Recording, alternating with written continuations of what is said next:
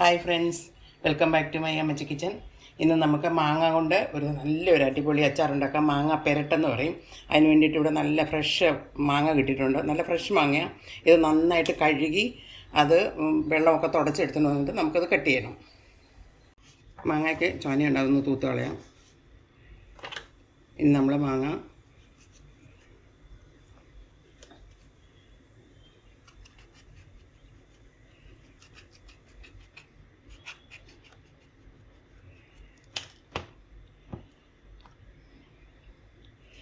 ഇങ്ങനെ നീളത്തിൽ കട്ടി കുറഞ്ഞ് അരിഞ്ഞെടുക്കണം.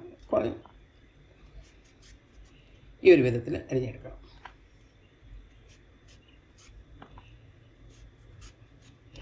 എല്ലാ മാങ്ങയും നമുക്കിതുപോലെ അരിഞ്ഞെടുക്കാം.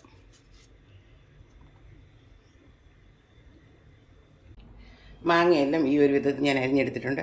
അധികം വിളഞ്ഞു പോകാത്ത പുളിയില്ലാത്ത നല്ല മാങ്ങയാണ്.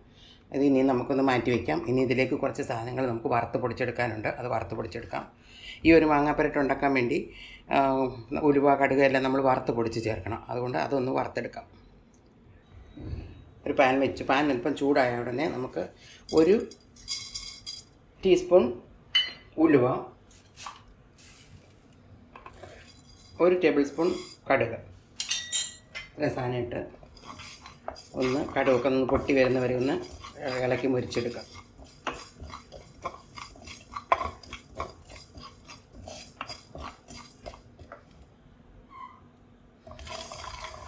ഉലുവയുടെ കളറൊക്കെ മാറി വരുന്നുണ്ട്. കടുക് നന്നായിട്ട് പൊരിയാൻ തുടങ്ങുമ്പോൾ നമുക്ക് ഓഫ് ചെയ്യാം.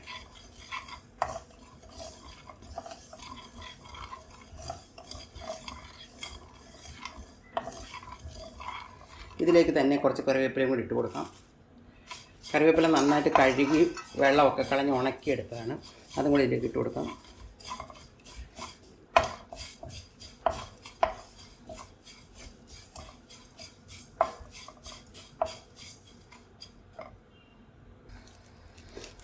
കടുകെല്ലാം നന്നായിട്ട് പൊട്ടി കറിവേപ്പിലയും നന്നായിട്ട് ക്രിസ്പിയായി വന്നിട്ടുണ്ട്. കരിവേപ്പില ഇങ്ങനെ ഇട്ട് വറുക്കാൻ പ്രയാസമാണെങ്കിൽ സെപ്പറേറ്റ് ഇട്ട് വറുത്ത് വേണമെങ്കിലും എടുക്കാം. ഇതിപ്പോൾ നന്നായിട്ട് ക്രിസ്പിയായിട്ട് വന്നിട്ടുണ്ട്. ഉലുവയുടെയും കളറെല്ലാം മാറി കടുകും എല്ലാം പൊരിഞ്ഞു വന്നു. ഇനി നമുക്കിത് തണുക്കാൻ വേണ്ടി മാറ്റി വയ്ക്കാം. ഇത്രയായാൽ മതി. ഓഫ് ചെയ്യാം. ഇനി ആ പാനിലേക്ക് തന്നെ ആവശ്യത്തിന് നല്ലെണ്ണ ഒഴിച്ചു കൊടുക്കാം. ഒരു 3 to 4 ടേബിൾ സ്പൂൺ നല്ലെണ്ണ ഒഴിച്ചു കൊടുക്കാം. എണ്ണ ചൂടായിട്ടുണ്ട്. അതിലേക്ക് നമുക്ക് ഒരു 3 കഷ്ണം, ഇത് ചെറിയ കഷ്ണമാണ്, അതുകൊണ്ട് ഒരു 3 കഷ്ണം കായം ഇട്ട് മൂപ്പിച്ചെടുക്കാം. കായം ഇങ്ങനെ മൂപ്പിച്ചെടുത്തിട്ട് വേണമെങ്കിൽ നല്ല ടേസ്റ്റ് കിട്ടും. ഇല്ലെങ്കിൽ ഇതിന് കായപ്പൊടി ചേർത്താലും മതി. കായപ്പൊടി ചേർക്കുകയാണെങ്കിൽ നമ്മൾ ഇതെല്ലാം ഇട്ട് ഇളക്കുന്ന സമയത്ത് കായപ്പൊടി ഇട്ട് ഇളക്കി എടുത്താൽ മതി. ഇതിപ്പോൾ ഞാൻ ഇതിൻ്റെ കൂടെ തന്നെ പൊടിച്ചെടുക്കാനാണ്. നല്ലതായിട്ടൊന്ന് മൊരിഞ്ഞ് വരട്ടെ.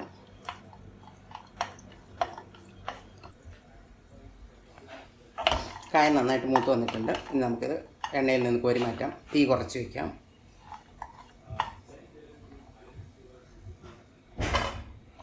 എല്ലാ സാധനങ്ങളും നന്നായിട്ട് മൂത്ത് വന്നിട്ടുണ്ട്. ഇത് കരിവേപ്പിലയൊക്കെ നല്ല ക്രിസ്പി ആയിട്ടുണ്ട്. ഇനി നമുക്കിതെല്ലാം കൂടെ പൊടിച്ചെടുക്കണം. അതിന് വേണ്ടിയിട്ട് കുറച്ച് മുളകും കൂടെ വറുത്ത് പൊടിക്കണം. അതിൻ്റെ തീ കുറച്ച് വെച്ചതിന് ശേഷം ഇനി നമുക്ക് ആ സെയിം എണ്ണയിലേക്ക് കുറച്ച് വത്തൽമുളക് ഇട്ട് വറുത്തെടുക്കാം.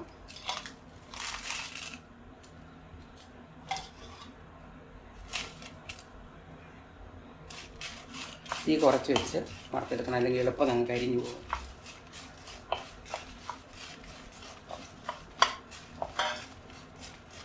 ഒരുവിധം നന്നായിട്ട് കളർ ചേഞ്ചായി വരണം.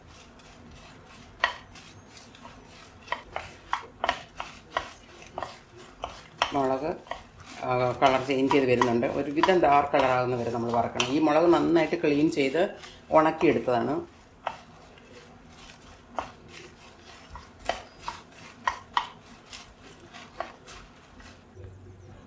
മുളക് നന്നായിട്ട് മൂത്ത് വന്നിട്ടുണ്ട്.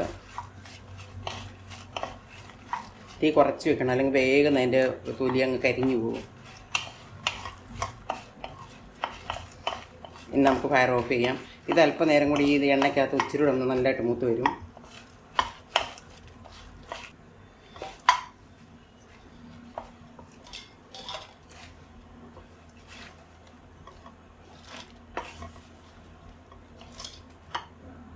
നമ്മുടെ മുളക് ഈ ഒരു രീതിയിൽ വറുത്തെടുത്തിട്ടുണ്ട്.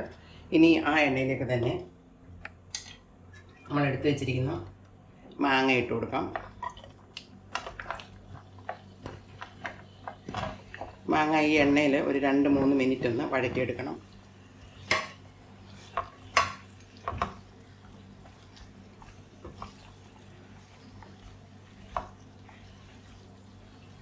അധികം നേരം അങ്ങിട്ട് മാങ്ങ വേഗം വെക്കരുത്. ജസ്റ്റ് ഒന്ന് അതിൽ വെള്ളമൊക്കെ ഒന്ന് വലിയാൻ വേണ്ടി ഒന്ന് 2-3 മിനിറ്റ് ഒന്ന് വഴറ്റിയാൽ മതി.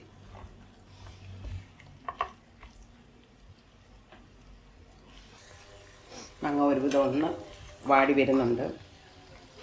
നമുക്കതിലേക്ക് കളറിന് ഒരല്പം മഞ്ഞൾപ്പൊടി ചേർത്ത് കൊടുക്കാം.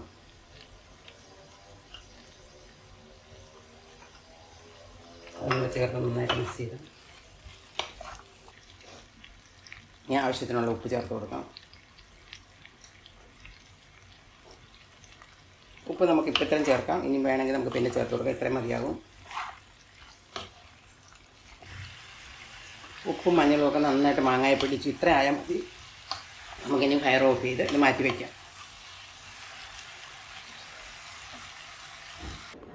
ഇനി നമുക്കൊരു മിക്സിയുടെ ചെറിയ ജാർ എടുക്കാം. നല്ല ഡ്രൈ ആയിരിക്കണം ജാറ്. അതിലേക്ക് നമ്മൾ വറുത്ത് വെച്ചിരിക്കുന്ന കായം,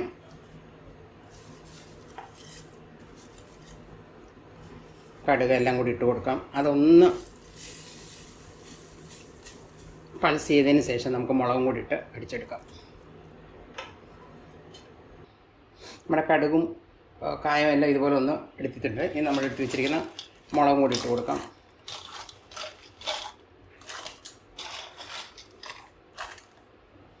അതും ഒന്ന് ക്രഷ് ചെയ്തെടുത്തിട്ട് വരാം.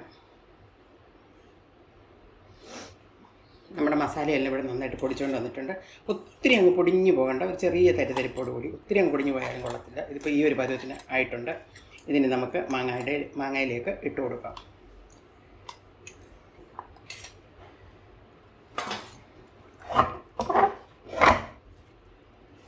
നന്നായിട്ട് മിക്സ് ചെയ്യാം.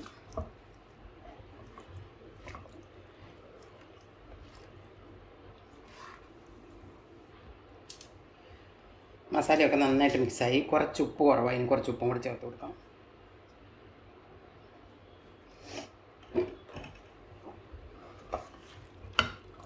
ഇനി നമുക്ക് വേണ്ടത് അല്പം നല്ലെണ്ണ ചൂടാക്കി തിളപ്പിച്ചിട്ട് ആറാൻ വെച്ചിട്ടുണ്ട്. കാരണം വലിയ തിളച്ച ചൂടോടെ ഇതിലോട്ട് ഒഴിക്കരുത്. ഇച്ചിരി ഒന്ന് ആറിയതിന് ശേഷം ചെറിയ ചൂടോട് കൂടി ഒഴിച്ചു കൊടുക്കണം.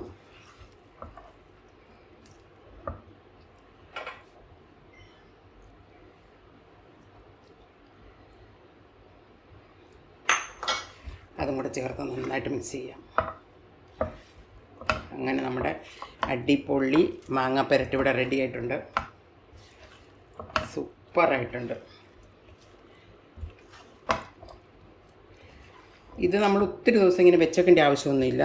ഇനിയിപ്പം നമ്മൾ ഒരു നല്ലൊരു എയർ ടൈറ്റ് കണ്ടെയ്നറിലോട്ടാക്കി എടുത്തു വെച്ചെങ്കിൽ നാളെ തന്നെ നമുക്ക് കഴിക്കാൻ തുടങ്ങാം. മസാലയൊക്കെ ഇതിലോട്ട് ഓൾറെഡി പിടിച്ചു തുടങ്ങിയിട്ടുണ്ട്. നാളെ ആകുമ്പോഴത്തേക്കും നല്ല സൂപ്പറായിരിക്കും.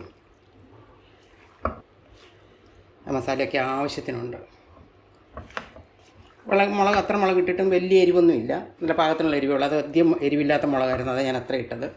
അത് കാരണം ഇത് നല്ലതായിട്ട് മസാല പിടിച്ചും ഇരിപ്പുണ്ട്. ഇനി നമുക്കൊരു പ്ലേറ്റിലേക്ക് മാറ്റാം. നമ്മുടെ മാങ്ങ പെരട്ട് അടിപൊളിയായിട്ട് വന്നിട്ടുണ്ട്. ഇത് നിങ്ങൾക്ക് കണ്ടാൽ തന്നെ അറിയാമല്ലോ, നല്ല ഭംഗിയായിട്ട് വന്നിട്ടുണ്ട്. ഇനി നമുക്കിതൊരു പ്ലേറ്റിലേക്ക് മാറ്റാം.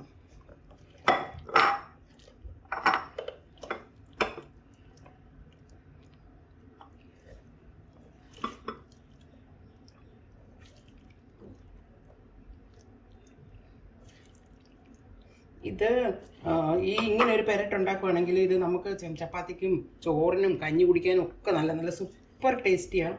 എല്ലാവരും ഇതുപോലെ ഒന്ന് ഉണ്ടാക്കി നോക്കണം. തീർച്ചയായിട്ടും ഇഷ്ടപ്പെടും. ഇപ്പം മാങ്ങയൊക്കെ ഇഷ്ടംപോലെ ഉള്ള സമയമില്ല. എല്ലാവരും ഇതുപോലെ ഒന്ന് ഉണ്ടാക്കി നോക്കണം. ഇഷ്ടപ്പെട്ടാൽ ലൈക്ക് ചെയ്യണം, കമൻറ്റ് ചെയ്യണം, മറ്റുള്ളവരിലേക്ക് ഷെയർ ചെയ്യാനും മറക്കരുത്. ഇനി ഒരു പുതിയ വീഡിയോയുമായി കാണുന്നവരെ bye, take care, thanks for watching. ഇതിങ്ങനെ ഒരു നല്ല ഡ്രൈ കണ്ടെയ്നറിൽ എയർ ടൈറ്റ് കണ്ടെയ്നറിൽ ഇട്ട് അടച്ചു വെക്കണം.